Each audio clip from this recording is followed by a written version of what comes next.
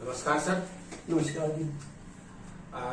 मेरा भतीजा सर अभी पंचायत सहायक के पद पर नियुक्त हुआ है, तो मैं आपसे जानना चाह रहा था कि उसके क्या क्या कार्य होते हैं।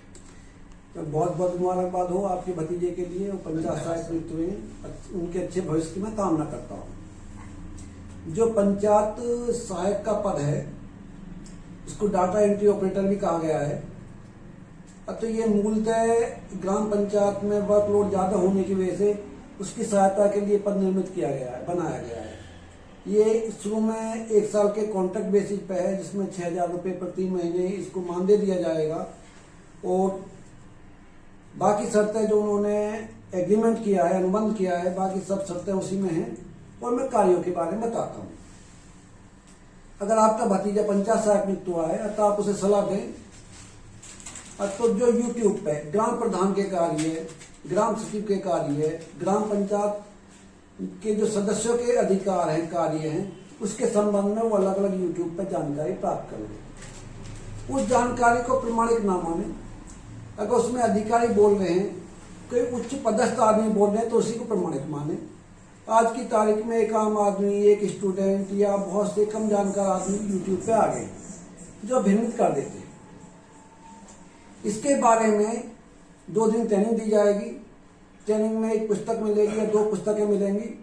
जो ट्रेनिंग में बताया जाएगा वही पुस्तकों में होगा। परंतु व्यवहारिक तौर पर मैं आपको बताना चाहता हूं कि वो ग्राम प्रधान के सहायक के तौर पर काम करेगा, ग्राम सचिव के सहायक के तौर पर काम करेगा। जो पंचायत राज है उसका 73वां संविधान संशोधन हुआ था, उसमें 29 विषय ग्राम पंचायतों को दिए गए थे। उनमें सभी में सहायता करनी है। आपके भतीजे को मोटे मोटी तौर पर बता दिया जाएगा, ब्लॉक की तरफ से बता दिया जाएगा, ग्राम सचिव की तरफ से बता दिया जाएगा कि आपको क्या क्या कार्य करने हैं। अच्छा सर, एक चीज तो हम पूछना चाह रहा था, ये जो पंचायत सहायक हैं, ये किस अधिकारी के अधीन काम करेंगे? जो ग्राम पंचायत सचिव हैं उनके ये अधीन काम करेंगे। परंतु इनको जब भी ब्लॉक से एडीओ पंचायत का कोई बुलावा आता है किसी भी शासकीय कार्य के लिए, किसी भी योजना के बारे में, तो इनको तुरंत जाना पड़ेगा। क्योंकि ग्राम सचिव भी एडीओ पंचायत के अधीन और ब्लॉक प्रशासन के अधीन काम करता है। कुछ काम सामूहिक ऐसे होते हैं जिनके लिए बड़ी संख्या में वर्कर लगाए जाते हैं, और तो उनको तुरंत आवश्यकता पड़ जाती है किसी भी काम के लिए, तो वहां उनको रिपोर्टिंग करनी पड़ेगी और वहां से केंद्रीयकृत आदेश दिए जा सकते हैं।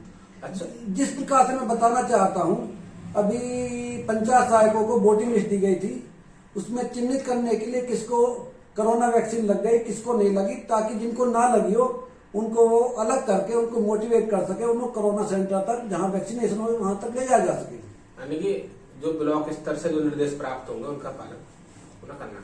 हाँ, निश्चित रूप से अगले पंचायत डिपार्टमेंट में काम कर रहे हैं, इनको काम करने हैं। मैं काम करने के बारे में बता देता हूँ मोटे तौर पर कि जो कोरोना वैक्सीन हमें लगाई जा रही है, इस वैक्सीनेशन कार्यक्रम में सहयोग करना है, जनता को जागरूक करना है, केंद्र तक पहुंचाना है।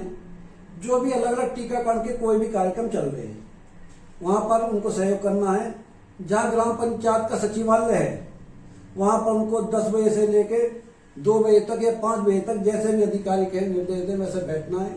अगर ग्राम पंचायत में सचिवालय अथवा पंचायत घर नहीं है तो उसके लिए विद्यालय में उसको व्यवस्था कर दी जाएगी।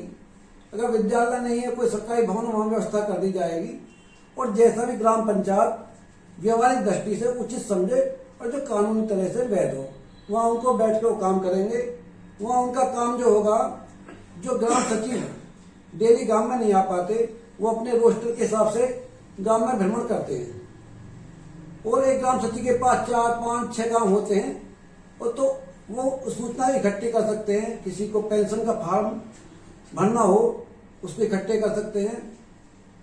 बाकी जो भी का ग्राम सचिव से काम हो, सारे डाटा, सारे फॉर्म इकट्ठे कर सकते हैं, वह बता सकते हैं। ग्राम सचिव उस समय आएंगे तो उनके कार्यों में सहायता करनी होगी। क्या पंचायत सहायक को ग्राम प्रधान के अधीन भी कार्य करना पड़ेगा? जो अधीन शब्द है ये उतना उचित नहीं है। ग्राम सचिव को के अधीन भी नहीं काम करेगा, ना प्रधान के अधीन करेगा, उनके सहायक के तौर पर काम करेगा। ये पूरा सरकारी सिस्टम है और अधिकारिता निश्चित रूप से ग्राम प्रधान की और ग्राम सचिव की रहेगी, क्योंकि उससे उच्च पदस्थ हैं और उन्हीं के मार्गदर्शन में काम करने पड़ेंगे। शुरू में उनको थोड़ा प्रॉब्लम होगी, क्या काम जायज है, क्या काम जायज नहीं है, कहीं मुझसे कोई गलत काम ना ले लिया जाए, परंतु 2-4 महीने में उनको सब आइडिया हो जाएगा कि पंचायत राज एक्ट के हिसाब से क्या काम करने और जो हमें विभिन्न शासकीय निर्देश प्राप्त होते हैं उसके हिसाब से काम करना। कुछ जगह देखने को मिला पिछले पहले, जैसे सफाई कर्मचारी हुआ करते थे, तो कुछ ग्राम प्रधान या सचिव ने अपने निजी कार्य में पारिवारिक में लगा दिया करते थे, और चूंकि उनकी मजबूरी हुआ करी, संविदा के कर्मचारी थे वो, तो ग्राम प्रधान के अधीन वो काम करते थे, उनके पारिवारिक कार्यों करते थे, जैसे उनकी गाड़ियों को चलाना, उनके घर का कार्य करना।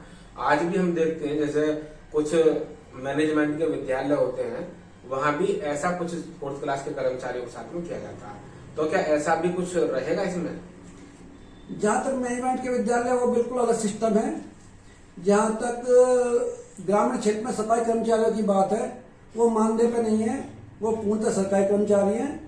उनकी नियुक्ति और उनको हटाने का अधिकार ग्राम पंचायत, ग्राम प्रधान, ग्राम सचिव को नहीं है। उनका नियुक्ति प्राधिकारी ही उनको अगर नियमानुसार अगर हटा सकते हैं। और ग्राम प्रधान अगर उनसे कोई निजी काम लेते थे तो वो गैर कानूनी था, असंवैधानिक था, और जहां जहां इस तरह की शिकायत मिलती थी प्रशासन उसको संज्ञान में लेता था, उनका निराकरण करता था। अगर कहीं ऐसी बात अक्सर सामने आती थी तो उस कर्मचारी को वहां से हटाकर दूसरा कर्मचारी तैनात कर दिया जाता था, ताकि इस प्रकार की घटनाएं ना हो।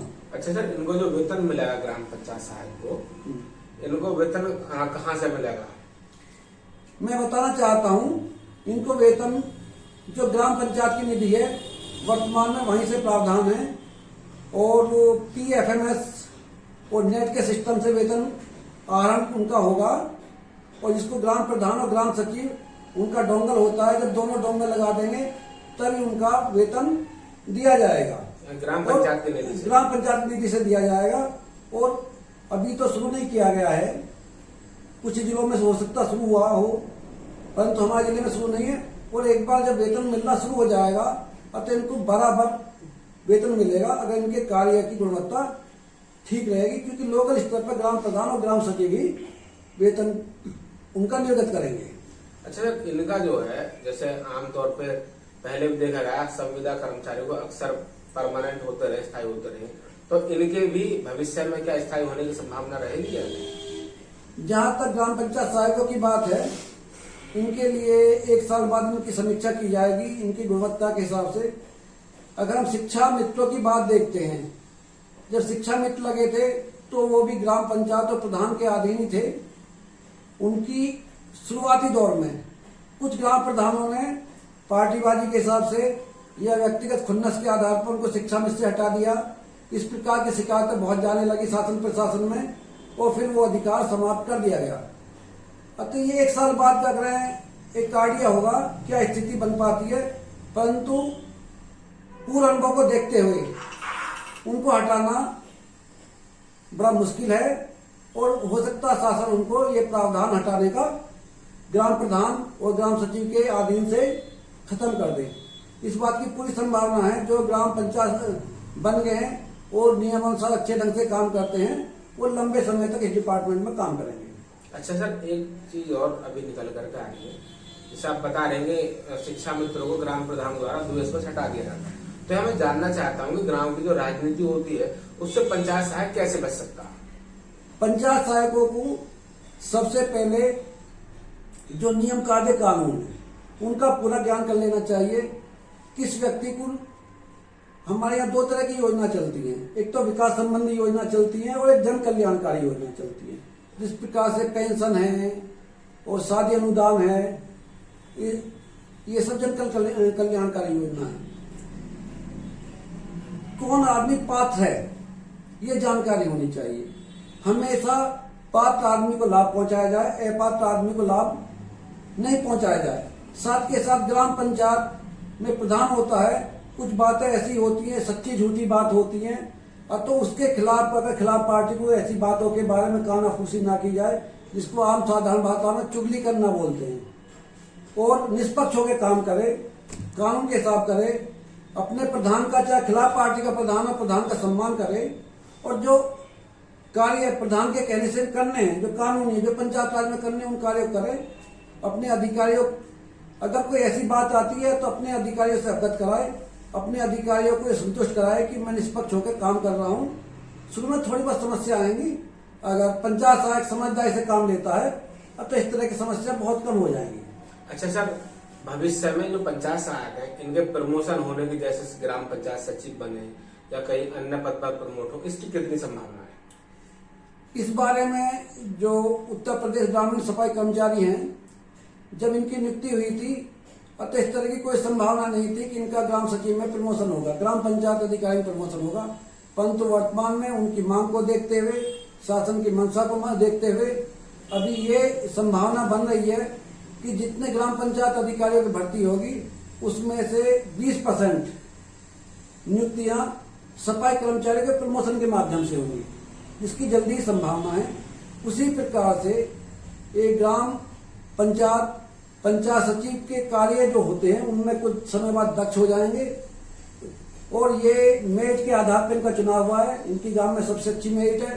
अतः इस बात की पूरी संभावना है इनको कुछ ना कुछ कोटा प्रमोशन में दिया जाए, या कुछ ना कुछ जो कंपटीशन होगा उसमें कुछ एक्स्ट्रा मार्क दिए जाए, ताकि इनकी पंचायत सचिव बनने की संभावना प्रबल हो जाए। अच्छा सर, जबकि अभी आपने बताया कि 1 साल के कॉन्ट्रैक्ट बेस पर इनका जो है इनको रखा गया है, तो कहीं ना कहीं ऐसा भी हो सकता है कि इन्हें 1 साल में जॉब करा दिया, इन्हें बाहर का रास्ता दिखा दिया जाए, तो वहां इनका स्थायीकरण कैसे हो सकता है? इसके लिए बाकायदा जो इन्होंने अनुबंध किया है उसमें सारी शर्तें लिखी हुई हैं, और ग्राम पंचायत और सचिव अगर उसका कार्य संतुष्ट नहीं, पूरक नहीं है, तो ग्राम पंचायत की बाकायदा खुली बैठक बनाई जाएगी, और ग्राम पंचायत अगर इस बात का अनुमोदन करती है कि इसके कार्य संतुष्टि वाले नहीं है तो ये हटाया जाएगा। इसमें किसी व्यक्ति विशेष की मर्जी नहीं चलने वाली है। चलिए, बहुत बहुत धन्यवाद सर, आपके द्वारा दी गई जानकारी कहीं ना कहीं सभी पंचायत सहायकों के लिए कहीं ना कहीं हेल्पफुल रहेगी। बहुत बहुत धन्यवाद।